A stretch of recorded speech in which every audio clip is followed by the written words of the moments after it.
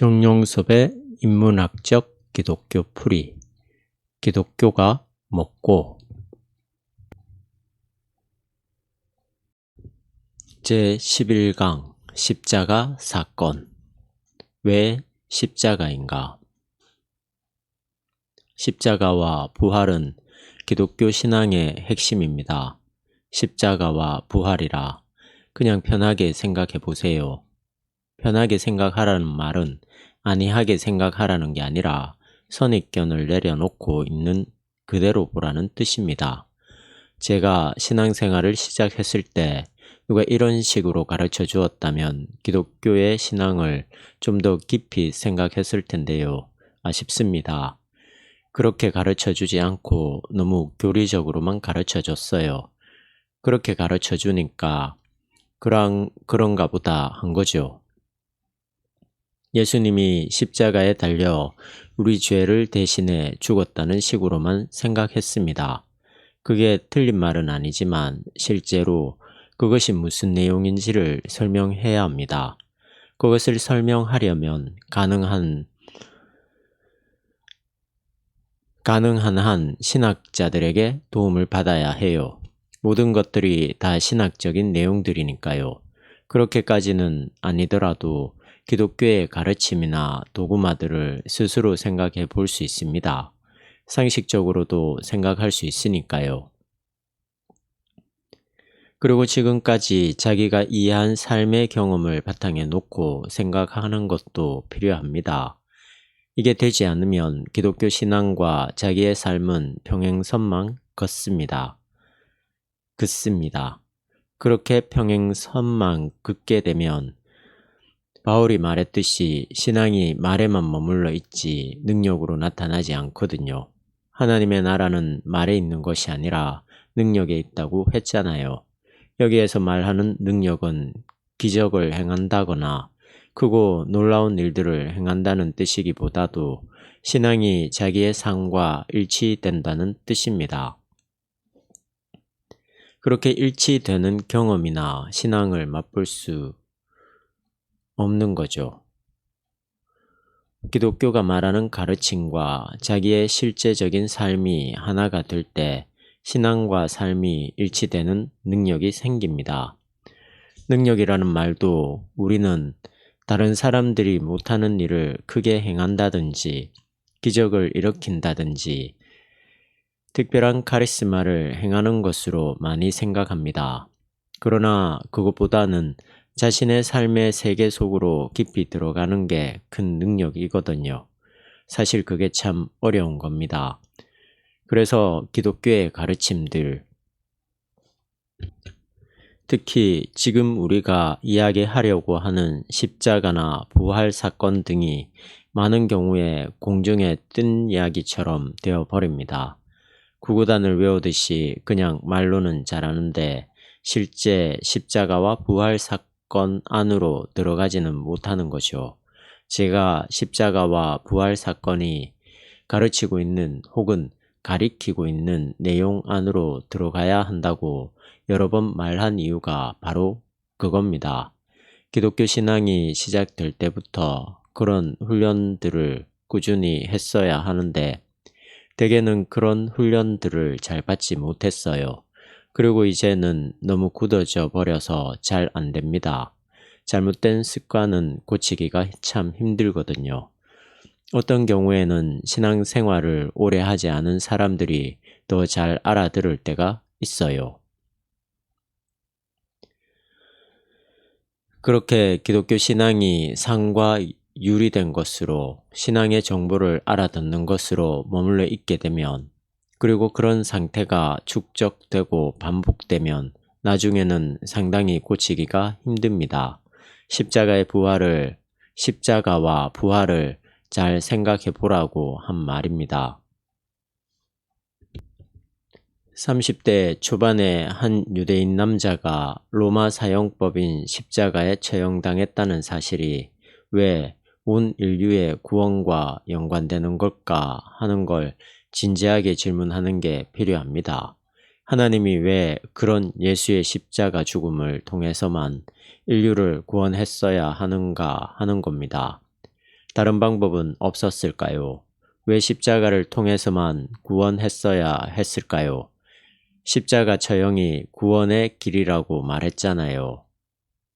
십자가 처형이 구원의 길이라고 말하잖아요. 꼭 그래야만 했느냐는 질문입니다.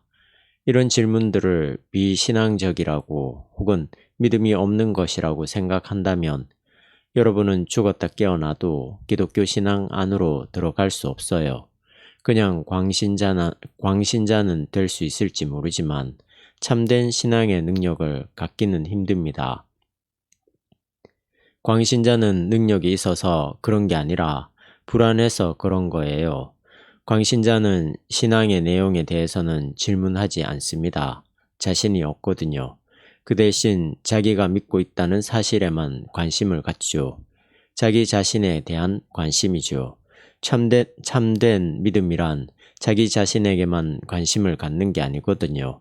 참된 믿음이란 믿고 있는 자신마저도 신뢰하지 않는 겁니다. 믿어야 될 대상만을 신뢰하는 거죠.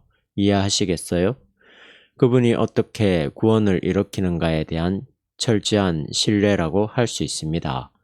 광신자는 표현이 좀 그렇지만 하여튼 그들은 실제적으로 신앙에 대해서는 자신이 없어요. 하나님에 대해서 열려있지도 않고 자기가 믿는다는 사실에만 집착을 하니까요.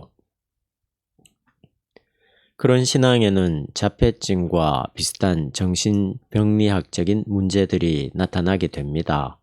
상식적으로 생각하지 못하는 거예요. 물론 기독교 신앙이 상식에만 머물러 있는 건 아니죠. 그러나 상식을 바탕에 두고 새로운 세계로 나가는 게 기독교 신앙이거든요. 기독교인들은 세상 사람들보다 더 합리적이고 논리적이어야 합니다. 기독교에 대한 신비, 하나님에 대한 신비는 그 다음의 문제거든요. 그런데 그 중간 단계가 없는 상태, 즉 합리적으로 생각하고 현실을 분명하게 뚫어볼 수 있는 직관이나 통찰력이 없는 상태에서는 자기가 믿고 있는 신앙을 해명할 자신이 없으니까 결국 불안해지고 광신자가 될 수밖에 없습니다. 도대체 왜 십자가로만 구원을 받아야 하는 걸까요? 이 질문을 끝까지 해야 합니다. 십자가와 부활이 기독교 메시지의 핵심이라고 할 수 있는 캐리그마입니다. 모든 설교는 결국 십자가와 부활로, 더 궁극적으로는 부활로 나아가야 합니다. 저도 그렇게 설교를 합니다만 여전히 십자가에 대한 질문이 제게 남아 있습니다. 바로 앞서 말한 질문들을 지금도 꾸준히 질문하고 있어요.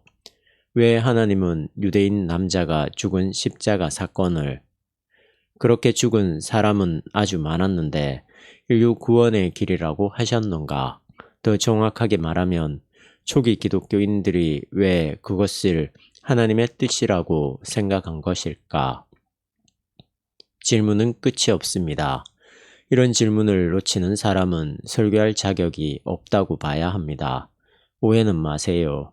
예수의 십자가 사건을 의심하기 위해서 질문하는 게 아니라 그것이 가리키고 있는 궁극의 신앙적 현실성을 알기 위해서 질문하는 겁니다. 성서 해석에 대해 이야기가 옆으로 나가더라도 이해해 주세요. 지난해 2007년 11월 초에 한국 설교학회 심포지엄이 열렸습니다. 거기에 두 분의 신학대학교 교수님들이 발제 강연을 했는데요. 그 글이 기독교 사상 12월호에 실렸고요. 그걸 제가 다비아 설교 비평 메뉴에 올렸습니다. 몇몇 분들이 코멘트를 달았더군요. 저도 시간이 되는 대로 조금씩 이야기하려고 합니다. 제가 보기에는 정인교 교수님보다 유응열 교수님의 글이 좀 더 객관적이라는 생각이 들었습니다. 정인교 교수님은 너무 도식적으로, 교과서적으로 글을 쓰려고 노력한 흔적이 많이 보였어요. 제가 느끼기에는 글의 흐름이 자연스럽지 못하고 글을 쓰기 위해서 쓴다는 생각이 들었어요. 한편 류응열 교수님은 전반적으로 글의 흐름이 굉장히 깨끗했습니다. 좋았어요. 읽기도 편하고요. 그분들은 저의 설교에 대해서만 언급한 게 아니라 한국 교계 전체에 일어났던 설교 비평에 대해 언급했습니다. 그러나 주로 저에 대한 이야기가 많았죠. 그걸 전체적으로 코멘트하기는 뭐하고요. 단지 저에 대해 류응열 교수님이 지적한 한 부분만 짚어보려고 합니다. 전반적으로 저를 칭찬한 것으로 받아들입니다. 고맙게 생각해요. 그분이 문제로 제기한 가장 중요한 것이 제가 하나님의 말씀인 성서를 훼손한다는 점이었어요. 하나님의 말씀을 어떻게 신화라고 하느냐는 거였죠. 그런데 그분이 착각한 게 하나 있어요. 제가 성서를 하나님의 말씀이 아니라고 한 게 아니라 그 안에 신화적인 요소가 있다고 한 겁니다. 그분이 오해하는 것은 성서에 신학적인 요소가 있다고 하면 그걸 하나님의 말씀이 아니라고 말한 것으로 생각한다는 거예요. 이게 착각인데요. 성서 해석학에 대한 이해가 좀 부족한 데서 벌어진 일이 아닌가 생각합니다. 하나님은 신화적인 방식을 통해서도 말씀하거든요. 성서 안에 신화만 있습니까? 소설도 있고 에세이도 있고 시도 있고 역사도 있죠. 역사라는 것도 실증적인 역사가 아니라 당연히 해석된 역사입니다. 구약의 역사서들도 실증적인 게 아니라 신명기 사가에 의해서 해석된 것으로 보거든요. 그걸 신명기 사관이라고 하는데 신명기적인 입장에서 이스라엘의 역사를 해석한 겁니다. 그러니까 성서에 나와 있는 역사들은 객관적이고 실증적인 사실이 아니죠. 성서뿐 아니라 모든 역사 기술이 실증적일 수 없습니다. 그것을 쓴 사람, 거기에 참여한 사람들의 해석이 나름대로 들어가게 되니까요. 제가 서울 오프 모임에서 강의할 제목이 다윗의 통곡인데요. 사무엘 상하와 열왕기 상하는 이스라엘의 역사 전체를 다루고 있습니다. 거기에는 분명히 이스라엘의 고유한 역사관이 들어 있어요. 특별히 다윗 왕조를 중심으로 한 역사거든요. 역사 기술은 결국 승리자의 입장에서 쓰게 됩니다. 다윗 왕조는 메시아의 가문이기도 했지만 사울과의 권력 투쟁에서 승리한 승리자였어요. 여러분이 성서에 나오는 사울과 다윗을 보면서 다윗은 참 좋은 왕이고 사울은 못된 왕이라는 내용을 너무 사실적으로 받아들이면 좀 곤란합니다. 거기에는 역사를 보는 눈이 작용했기 때문이죠. 그게 틀렸다는 게 아닙니다. 그러한 과정을 통해서 하나님이 말씀하고 있으며 오늘날에 우리는 이것을 나름대로 해석해야 하는 거죠. 성서 자체가 역사 해석입니다. 모든 텍스트는 해석이거든요. 이미 해석된 텍스트란 말이죠. 그런 뜻에서 본다면 성서 자체도 해석된 겁니다. 그렇다면 오늘 성서를 읽는 우리도 당연히 해석을 해야겠죠. 그러한 해석 과정을 통해서 하나님의 계시가 우리에게 드러납니다. 제가 이런 이야기를 하면 유응열 교수님은 또 다른 이야기를 할 겁니다. 그러나 성서의 신화적인 요소를 사실적인 것으로 해석하고 설교하게 되면 고대인들의 신화적 세계관으로 우리를 끌어들이는 것이기 때문에 그것은 잘못된 해석이라고 저는 생각합니다. 이러한 저의 판단에 대해 그분은 제가 하나님의 말씀을 신화라는 말로 훼손시킨다고 한 것 같아요. 이런 관점은 설교학이나 실천신학을 전공한 사람들에게서 나타나는데 이것은 신학 전체에 대한 포괄적인 생각들이 부족한 데서 기인합니다. 하나님의 말씀에 대한 전 이해가 공통으로 밑바탕에 자리 잡고 있어야 하는데 그런 전 이해가 없으면 또다시 그 문제를 가지고 싸우게 되는 거예요. 그러니까 진도는 안 나가고 매번 그 자리로 다시 돌아오게 되죠. 십자가에 대한 열린 질문.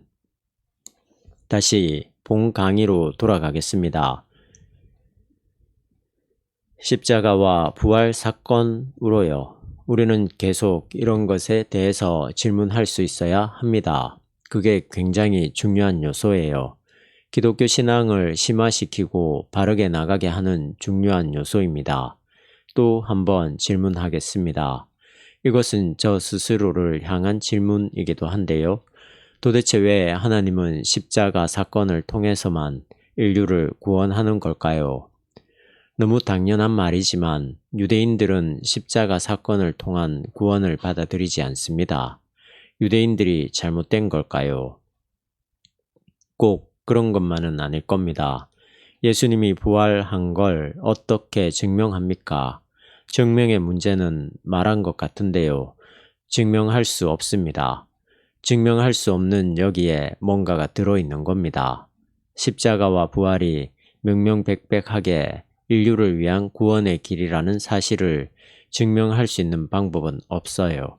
다만 우리는 그것을 변증하고 있을 뿐입니다. 이 변증들은 얼토당토 않는 것이 아니라 타당성이 있는 것이어야 합니다. 그러기 위해서 지난 2000년 동안 많은 노력들을 했습니다. 그 노력은 지금까지도 끝나지 않았고요. 오늘날에도 신학이 많은 것을 이야기하고 있지 않습니까?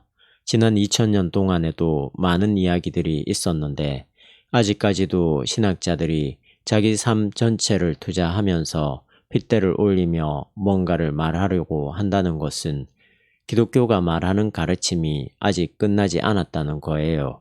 왜냐하면 기독교의 가르침이 근거가 없기 때문이 아니라 그것이 우리에게 계속해서 뭔가를 질문하고 있기 때문입니다.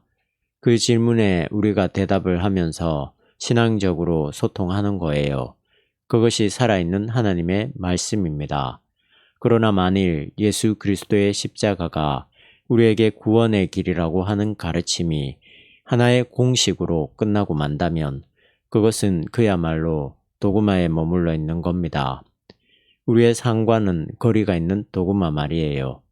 우리의 삶과 거리가 있다는 것은 기독교 신앙이 오늘 우리가 처한 삶의 자리에서 실질적으로 역동적으로 자리하지 못하고 그냥 믿는다고 말만 하는 어떤 것으로 머물러 버리게 된다는 뜻입니다. 그러나 기독교 신앙은 절대 그렇지 않아요. 앞으로 당분간 십자가와 부활에 대해 말할 텐데요. 이것은 아직도 끝나지 않은 문제입니다. 오늘의 개인 실존에게는 물론 역사 전체를 향해서도 오늘의 신자유주의를 향해서도 그래요. 십자가와 부활은 전체적인 삶을 통해서 우리에게 도전하고 질문합니다. 우리의 삶 속에서 일어나는 문제들을 신앙의 문제로 안으면서 삶을 이끌어가는 것이 바로 영성이고요. 그 과정에서 성령의 역사를 통해 우리가 반듯하고 확실한 대답들을 발견하기도 하고 경험하기도 하는 겁니다. 우리는 살아있는 동안 그 사건에 충실하면 됩니다. 우리가 모든 걸 다 할 수는 없어요. 그럼 역사가 흘러가면서 우리의 후손들이 십자가와 부활 사건에 대해서 더 많은 것을 생각하겠죠. 우리가 해야 할 일은 지금까지 역사적으로 그것을 어떻게 생각했는가? 그렇다면 지금 우리는 그것을 어떻게 우리의 삶의 내용으로 삼을 것인가를 생각해야 합니다. 그렇잖아요? 단순히 주문을 외우듯이 우리의 욕구를 성취하는 어떤 도구로 사용할 수는 없잖아요. 그 문구를 다시 사용할게요. 신앙을 도구화하지 말라는 말입니다. 십자가 사건을 이용해서 구원을 받아야겠다, 만족을 얻어야겠다 하지 말라는 거예요. 십자가와 부활 사건은 이용하고 사용하는 것이 아니라 그 안으로 들어가는 거예요. 그 세계 안으로 들어간다고 표현했는데 사실은 그 외에 달리 표현할 길이 없습니다. 십자가와 부활 사건은 우리가 마음대로 할 수 없는 존재론적인 하나님의 통치 행위예요. 따라서 우리가 그 세계를 어느 정도 이해했다고 해도 그것으로 끝나는 게 아닙니다. 그 맥락을 여러분이 잘 이해해야 해요. 우리는 우리가 짜놓은 프로그램 안에 들어가 있으면 뭔가가 된 것 같다는 생각을 하죠. 그건 큰 착각입니다. 하나님의 나라는 하나님 스스로가 하는 것으로 전제되어 있습니다. 그걸 우리는 용납하지 못하고 받아들이지 못하죠. 내가 해야 한다는 생각에 사로잡혀 있으니까요. 미안합니다. 다른 이야기가 많았네요. 실제적으로 십자가와 부활 사건으로 들어가야 하는데 말이죠. 예수님의 공생의 기간은 복음서에 따라서 약간씩 차이가 있습니다. 공간 복음서는 1년여, 요한복음은 2년여가 됩니다. 예수님이 6월절 예루살렘 순례를 몇 번 했냐 하는 것으로 기준을 잡는 계산입니다. 공생애는 아주 단순했어요. 갈릴리 호수에서 시작해 점점 남하하다가 결국 예루살렘에 들어가 십자가에 달려 돌아가시는 이야기죠. 다른 성인들, 즉 다른 종교 창시자들에 비해서 예수님의 삶은 너무 짧았어요. 예수님과 비교해서 부처님은 천수를 다했습니다. 공자도 그렇고요. 마호메트는 몇 살까지 살았나요? 그분도 상당히 오래 살았을 겁니다. 적어도 예수님보다는 오래 살았을 거예요. 예수님의 공생애가 아주 짧았기 때문에 예수님에 대한 정보를 많이 얻을 수가 없습니다. 그러나 그런 짧은 시간과 좁은 지역에 살았던 것에 비해서는 예수님에 대한 이야기가 많이 남아있는 겁니다. 다행이죠. 다른 부분들은 여러분이 다 알고 있는 이야기니까 생략하겠습니다. 본론에 들어가기 전에 제가 중요하다고 생각한 부분을 먼저 짚도록 하겠습니다. 예수님은 왜 종교 지도자들에게서 미움을 샀을까요? 뭐가 문제였을까요? 복음서에는 그 이유가 뚜렷하게 나오고 있기는 합니다. 세 가지인데요. 첫째는 예수님이 반율법주의자로서 율법을 잘 지키지 않는다는 것이고, 둘째는 반성전주의자로서 예루살렘 성전을 상대화한다는 것이고, 셋째는 반도덕주의자로서 죄인들과 어울려 살았다는 것입니다. 그런 모습들이 그 당시에 세련된 제사장들이나 바리새인들에게는 좋게 보이지 않았던 거죠. 그래서 예수님이 체포를 당하게 되는데요. 예수님이 율법을 반대하고 성전을 반대하고 도덕을 반대했다고 하지만 사실은 반대한 게 아닙니다. 예수님은 온전히 하나님 나라의 통치에 자신을 던진 분이거든요. 따라서 하나님의 나라보다 자신들이 세운 어떤 체제, 전통, 율법 등을 절대적으로 생각했던 종교 지도자들과 바리새인들은 당연히 자기들을 반대하는 사람으로 예수님을 낙인 찍었을 가능성이 높습니다. 예수님은 그런 위기 속에서도 사람의 아들을 누구라고 하더냐? 마태복음 16장 13절. 사람의 아들을 누구라고 하더냐라고 질문한 적이 있었고요. 십자가의 죽음에 대해서 직접적인 언질도 몇 번 했습니다. 하여튼 예수님은 예루살렘에서 체포당하면 죽는다는 걸 느꼈을 거예요. 마지막 순간에 예수님이 예루살렘과 가까운 곳에 이르렀을 때 나귀 새끼를 끌고 오라고 하는 사건이 나오는데요. 이런 것들이 얼마나 실제적인 역사와 부합하는지는 사실 잘 모릅니다. 왜냐하면 예수님에 대한 일들은 누군가가 그 자리에서 일어난 사건을 기록해 놓은 것이 아니라 나중에 그것을 회상하며 말로 구전되다가 문자화된 것이기 때문이죠. 거기에 많은 것들이 가미도 되고 빠지기도 했어요. 그렇다고 해서 그것이 전혀 터무니없다는 말은 아닙니다. 유월절 만찬. 이제 예수님의 공생의 후반부에 속하는 것 중에서 중요하다고 생각되는 몇 가지만 짚어보겠는데요. 유월절 만찬, 겟세마네의 기도, 체포당한 것, 공판, 십자가형의 집행 등이 중요합니다. 예수님이 유월절을 맞아 제자들과 함께 유월절 만찬을 나눴다는 이야기는 잘 알려져 있습니다. 여러분도 잘 아는 내용이니까 길게 할 필요는 없을 것 같아요. 예수님의 유월절 만찬이 우리에게 성만찬으로 이어진다는 것은 기독교 신앙에서 중요한 요소입니다. 우선 여러분들에게 보내드린 제 강의 안에서 한 대목만 읽겠습니다. 예수님이 지상에서 삶을 끝내야 할 바로 그 순간에 제자들과 마지막으로 함께 나눈 유월절 만찬은 기독교 공동체의 정체성을 명징하게 드러내주는 사건이다. 말 그대로 밥상 공동체로서의 정체성이다. 어떤 사람들은 둘레상 공동체라고 표현한다. 예수가 지향하는 하나님 나라는 늘 밥상 공동체적 기초에서 이해된다는 말이다. 오늘의 교회도 이런 지향성에서 벗어나지 않는다. 해방의 날인 유월절이 이제는 참된 나눔과 친교가 이루어지는 축제가 되었다. 정치적 해방이 이제는 분리와 소외로부터의 해방이 되었다.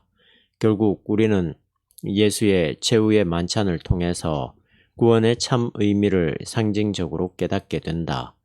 전통이 기독교 예배의 성찬식으로 전승되었다. 한 상에 둘러앉아서 뭔가를 먹고 나눈다는 것은 결국 분리와 소외로부터 해방되는 것이 아니냐는 겁니다. 교회가 밥상 공동체의 성격을 확보해야 된다는 거죠. 예수님의 마지막 유월절 만찬에서도 드러났고 2000년 동안 기독교 교회가 성만찬을 지속했다는 점에서도 이것은 확실하게 드러났거든요. 다만 그것이 오늘 교회 안에서 구체적으로 어떻게 드러나야 하는가에 대해서는 여러분 스스로가 대답해야 하는 거겠죠. 우리가 결식하는 자들 혹은 노숙자들과 밥을 나누는 것도 그것의 일환일 수 있습니다. 그러나 자칫하면 그것이 하나의 행사로 끝날 수가 있거든요. 일단 내가 뭔가를 베푼다고 생각하게 되면 그것은 밥상 공동체로서의 의미를 상실하는 겁니다. 노숙자들과 굶는 자들에게 밥을 먹이는 것보다 더 중요한 것은 이 사회가 더 정의로워지도록 투쟁하는 거예요. 우리 사회는 지금 계속해서 양극화가 심화되고 있어요. 정치인들이 세금을 걷어서 올바로 쓰지 못하고 있는데도 교회가 입도 뻥끗하지 못하면서 봉사나 하는 것으로 기독교의 밥상 공동체로서의 정체성을 확보하려고 한다면 이 세계를 잘 모르는 것이고 그 책임을 확실하게 지지 못하는 것이라고 생각합니다. 여러분이 잘 알다시피 남북분단은 참 심각한 문제죠. 미국에서 전투기나 헬기 같은 것들을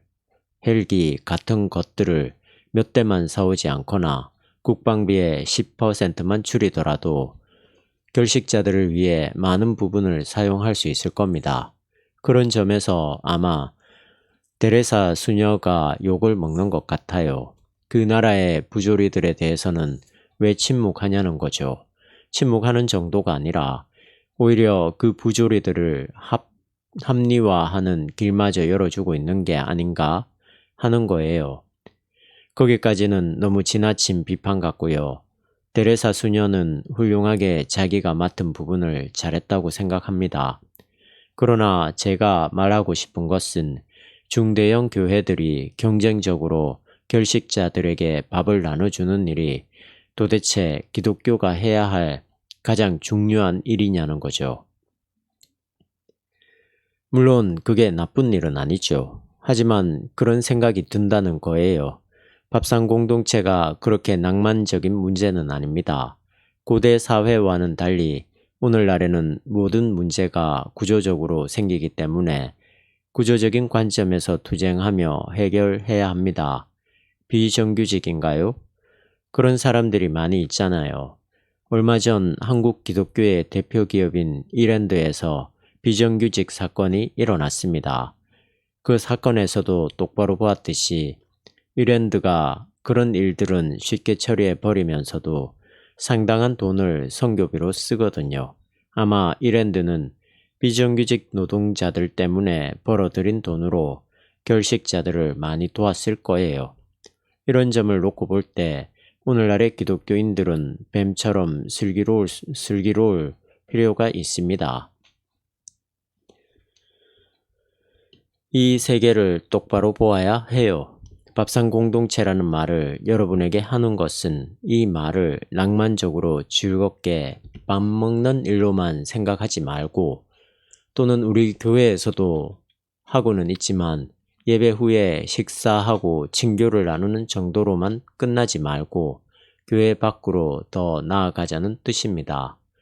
여러분도 잘 알다시피 제3세계에 사는 어린 아이들이 노동으로 인해 학대당하고 있잖아요.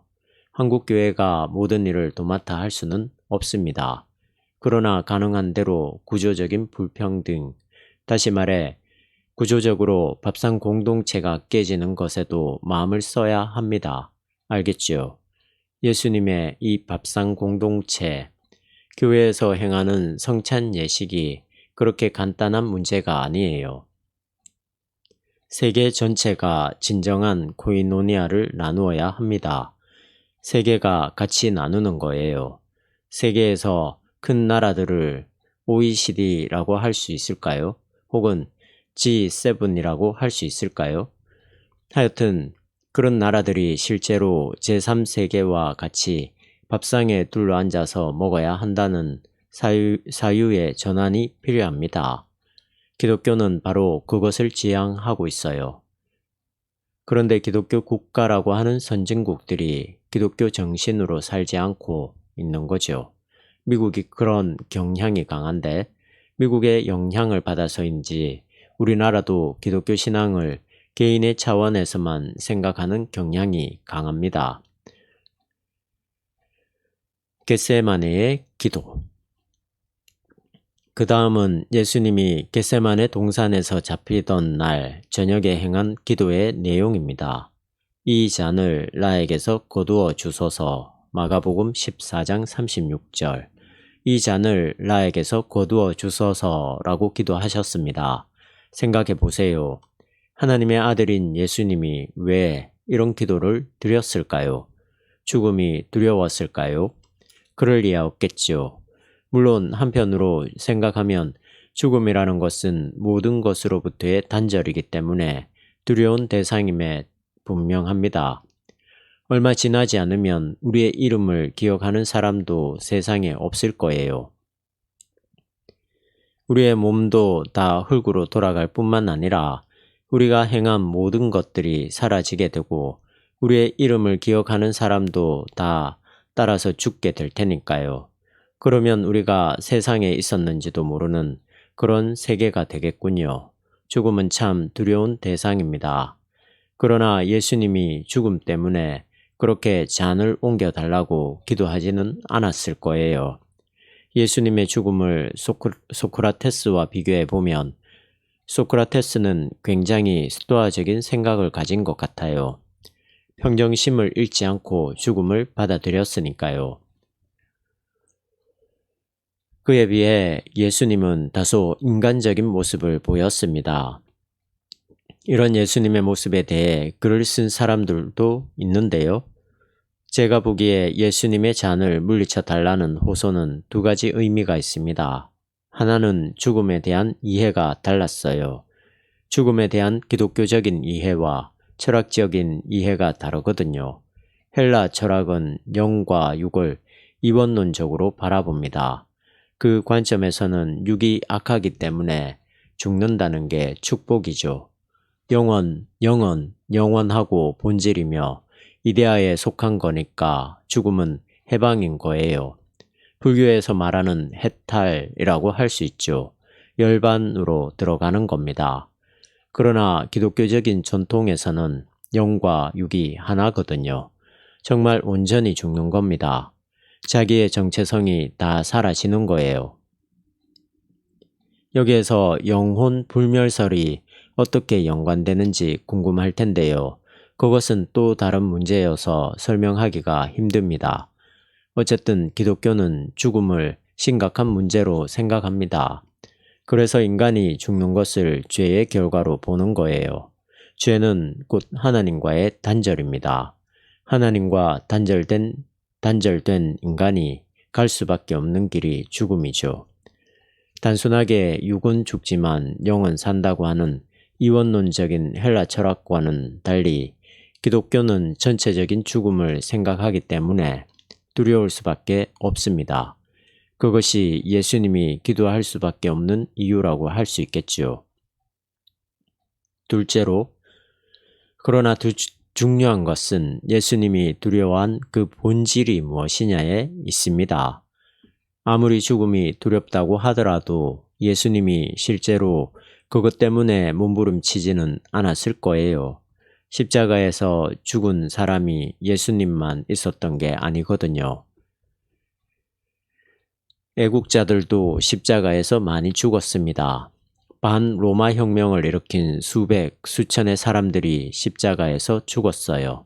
십자가에 달려 죽을 때 정말 힘들어서 신음하는 사람들도 많았지만 아마 유대나라 만세라고 고함치며 자랑스럽게 죽은 사람들도 있었을 겁니다. 그렇다면 예수님은 무엇을 두려워했던 걸까요? 아마도 죽음 자체에 대한 두려움보다는 자기가 온전히 참여했었던, 하나가 되려고 했었던 하나님의 온전한 뜻이라고 생각했었던 하나님의 나라가 이렇게 끝났어야 되겠느냐 하는 절망감이 아니었을까요? 생각해 보세요. 그분은 십자가 앞에서 어떤 희망도 없었습니다. 예수님은 공생의 동안에 많은 사람들을 위로하고 고쳤어요. 그래서 많은 사람들이 예수님을 따랐죠. 게다가 자신을 통해서 메시아 사건들이 일어났습니다. 하나님이 온전히 자신과 함께 한다는 경험을 많이 했어요. 그래서 하나님에게 순종하면서 가는 이 길이 인류 구원의 길이라고 여기고 그 길을 걸어갔을 겁니다. 그런데 그 결과가 죽음이었거든요. 이건 예상하지 못했던 일이었습니다. 지금 제 말이 이상하게 들리나요? 잘 생각해 보세요. 예수님이 내가 이렇게 십자가에서 죽으면 인간들이 구원받을 것이다 하고 확신했을까요? 저는 전혀 그렇지 않다고 생각합니다. 그 당시에는 어느 누구도 십자가에서 죽는 것이 인간을 구원하는 길이라고 생각하지 않았거든요. 당연히 예수님도 그렇게 생각하지 않았고요. 제가 너무 단정적으로 말해서 좀 거북스럽게 들릴지 모르겠지만 이렇게라도 확실하게 강조해야 여러분의 생각이 열리지 않을까 해서 하는 말이니까 이해해 주세요. 그렇다고 해서 지금 제가 틀린 말을 하는 건 아닙니다. 제가 설교 비평을 하면서 가끔 비아냥거린 부분들이 있었어요. 오해의 소지가 좀 있었던 것 같아요. 그런데 많은 사람들이 저를 직접 만나면 글보다는 사람이 다르다고 말하더군요. 글의 어조는 강한데 사람을 보면 좀 유하니까 다르다고 느끼나 봅니다. 아마도 그와 같은 제 글의 특성이 사람의 마음을 좀 흔든 게 아닌가 하고요. 그렇다고 제가 없는 말을 하지는 않거든요. 지나가는 길에 변명 한마디 했습니다. 예수님이 처음부터 내가 이 길로 가게 되면 십자가에 달려 죽을 거라고 생각했을까요? 나중에야 누가 보더라도 예수님의 임박한 죽음을 느꼈지만 말이에요. 예수님이 처음부터 그 길을 간 건 아니었습니다. 십자가에서 죽는다면 자기가 그동안 한 일이 모두 실패로 돌아가는 거라고 생각할 수밖에 없잖아요. 그건 자신이 기대했던 것과는 완전히 다른 결과였거든요. 그러니 이 잔을 옮겨달라고 기도하지 않을 수 없었던 거죠. 십자가의 죽음은 완전히 실패니까요. 전달이 되나요? 이렇게 말하면 오해가 생길 수 있을 것 같은데요. 어쨌든 이 부분을 그렇게 생각해 보세요. 마지막에 예수님은 그 생각에 머물지 않고 아버지의 원대로 해달라고 기도를 했습니다. 결국은 순종한 거죠. 거기에 핵심이 있어요. 예수님은 일부러 십자가를 진 게 아니라 순종한 겁니다. 예수님에게는 자신이 꼭 십자가에 죽어야 한다는 확신이 없었어요. 그러나 하나님의 뜻이라면 가야 한다고 생각한 거겠죠. 제가 기독교 신앙은 믿고 있는 자기 자신도 신뢰하지 않는 거라고, 하나님만 신뢰하는 거라고 말했는데 이것과 모두 연관되는 것입니다. 제가 굳이 예수님을 인간적인 차원에서 설명하자면 이래요. 예수님은 개인적으로도 이건 아닌 것 같아요. 이렇게 하면 모든 게 끝장나는 거예요. 라고 생각했고 그 어디에서도 구원의 조짐은 보이지 않았습니다. 민중들도 믿을 만한 대상이 아니었죠. 5천 명이 넘게 따라다녔지만 순식간에 그들은 예수님을 향해 돌을 던졌거든요. 이것이 민중신학의 한계입니다. 민중신학은 민중을 지나치게 이상화해요. 그렇다고 엘리트주의가 이상적이라는 것도 아닙니다. 포퓰리즘이든 엘리트주의든 간에 그것을 절대화하면 다른 신앙이 아니고 포퓰리즘이든 엘리트주의든 간에 그것을 절대화하면 바른 신앙이 아니고 현실적으로도 옳지 않아요. 예수님은 자기를 따르는 사람들조차 믿을 수 없고 아무런 희망도 없는 막막한 상태에서 힘들게 투쟁했다고 생각했지만 막상 이스라엘의 종교는 변할 조짐이 전혀 보이지 않았던 거죠.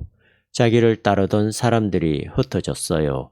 아무도 예수님을 이해하지 못했어요.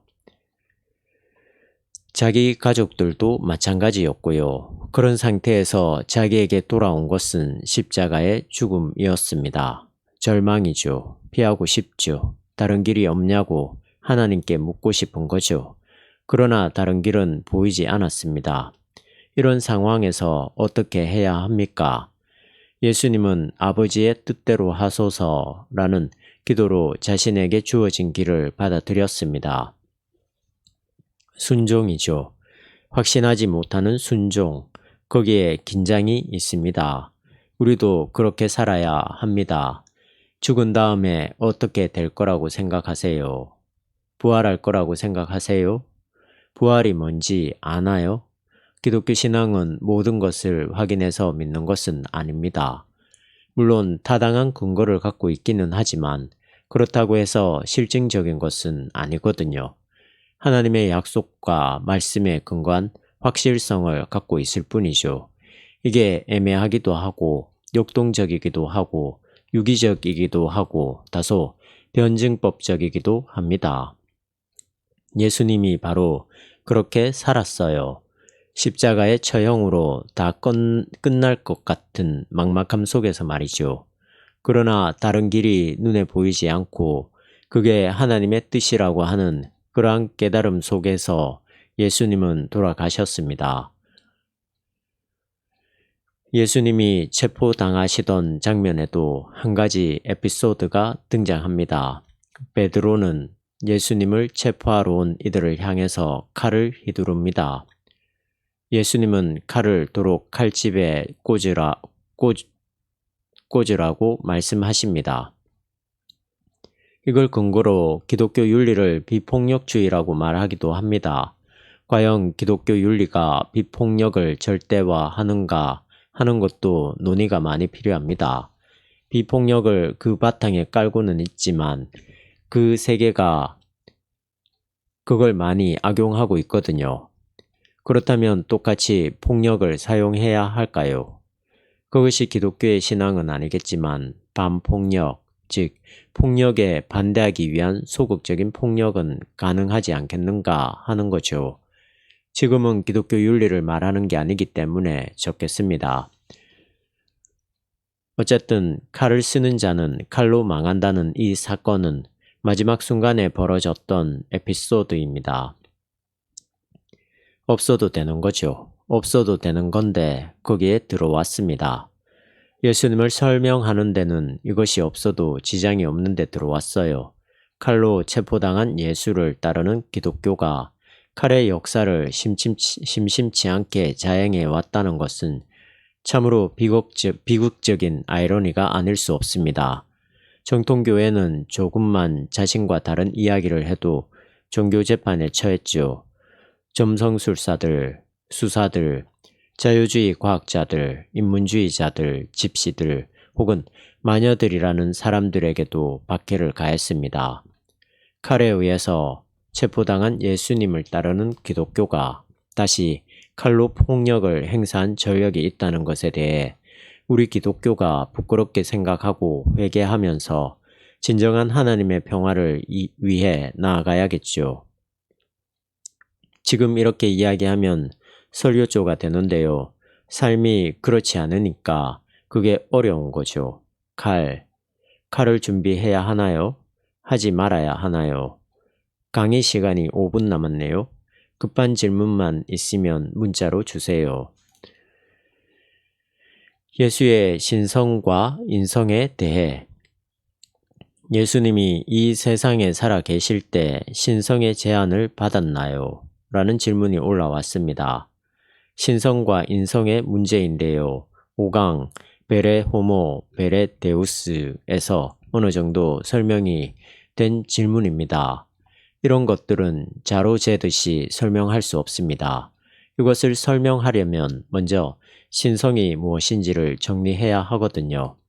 보통 우리는 초능력, 역사초월, 창조의 능력을 신성이라고 합니다. 전혀 변하지 않는 불변, 영원한 생명 등을 신성이라고 하죠. 신성을 그런 것들로만 생각한다면 지상의 예수님은 신성에서 철저히 제약을 받았습니다. 제약을 받은 정도가 아니라 그냥 온전한 인간이었죠. 그런 신성은 없었습니다. 기독교에서는 자기를 제한시키는 차원의 신성을 말합니다. 하나님이 초능력자가 아니라 무능력한 자로서 자기의 신성을 낮춘다는 거죠. 십자가에 달린 게 바로 무능력의 표현이거든요.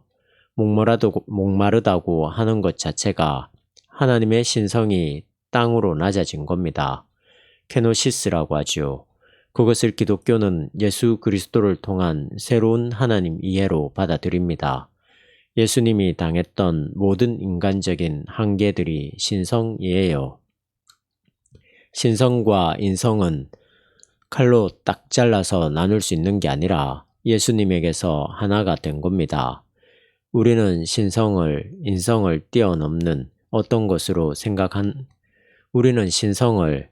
인성을 뛰어넘는 어떤 것으로 생각하는데요. 기독교는 그렇지 않습니다.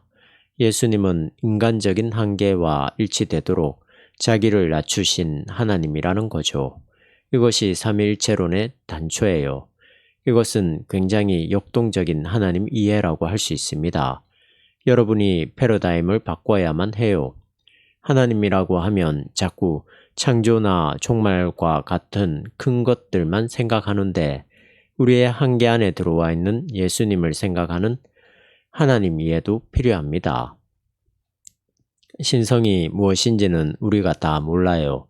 다만 우리가 아는 한계 안에서 개념적으로 이해하고 있는 중이죠. 종말에 가면 그 모든 실체가 드러나게 될 겁니다. 지금은 그 과정 중에 있어요. 성부와 성자가 하나죠. 양측이 서로 의존적입니다. 지금 이런 질문들은 삼위일체론의 핵심인데요. 하나님은 자존자, 단독자로서 성부 하나님입니다. 단독자이면서 동시에 인간 예수에게 철저하게 의존하고 있어요. 기독교적인 하나님 이해에서 하나님 스스로만 하나님이 아닌 거예요. 그러니까 앞서 말한 것을 늘 생각해야 합니다. 신성과 인성을 칼로 잘라내듯이 할 수 없다는 말이에요. 우리는 하나님이 자기를 계시한 것만큼만 하나님을 알 수 있습니다. 그 계시가 온전히 예수를 통해 드러났다고 우리는 믿고 있는 거죠. 초월이면서 동시에 내재하는 겁니다. 이걸 말장난이라고 생각하는 사람이 있다면 더 할 말은 없죠. 이걸 이해하기 위해서는 신학적 사유가 필요합니다. 제가 자꾸 신학적 사유, 개념, 언어, 사건, 세계에 대해 말하잖아요. 궁극적인 것들은 그런 방식이 아니면 말할 수가 없습니다. 우리는 어떤 사물에 대해 말하는 게 아니라 그 사물을 창조한 하나님에 대해 말하고 있거든요. 두 번째 질문은 밥상 공동체를 위해서 투쟁하는 상과 하나님의 배타적 구원과는 어떤 상관이 있느냐는 것입니다. 밥상 공동체에서 투쟁하는 것과 하나님의 배타적 구원과는 직접적인 관계가 없습니다. 전혀 다른 차원의 문제예요. 물론 멀리 보면 연결될 수 있겠죠. 하나님의 배타적 구원이라는 말은 구원 자체가 배타적이라는 건데요. 구원은 우리가 이 땅에서 어떤 삶의 문제들을 개선해 가면서 이루어가는 게 아니라 하나님만이 할 수 있는 사건이라는 뜻입니다. 그렇다면 밥상 공동체를 이룰 필요가 없지 않은가 하는 질문인가 본데요. 하나님만이 온전히 하나님 나라를 이루어 간다는 전제에서 볼 때 우리는 그 하나님 나라의 청지기로서 참여합니다. 이런 설명으로 대답이 될 수 있을까요? 거기에도 긴장이 있습니다. 우리가 세계 정의나 평화로운 밥상 공동체를 이룬다고 하더라도 이것을 통해서 하나님의 나라가 그대로 이루어지는 건 아니거든요. 그렇게 되기를 기도하는 마음으로 우리가 참여하는 거죠. 그런 전제하에 예수님이 이 땅에 있을 때 우리에게 행했던 일들을 우리가 처한 상황 속에서 최선을 다해 실천하자는 겁니다. 이건 윤리적인 차원이죠. 하나님의 배타적 구원은 하나님의 행위라는 관점에서 말하는 것이고 밥상 공동체는 우리 기독교인들, 즉 하나님 나라의 구원이 임한다는 사실을 기다리는 사람들이 마땅히 감당해야 할 윤리적 실천이라고 할 수 있습니다. 물론 여기에서 상위 개념은 배타적인 하나님의 구원이죠. 이것은 우리가 어떻게 좌지우지할 수 있는 게 아닙니다. 여기까지 하겠습니다.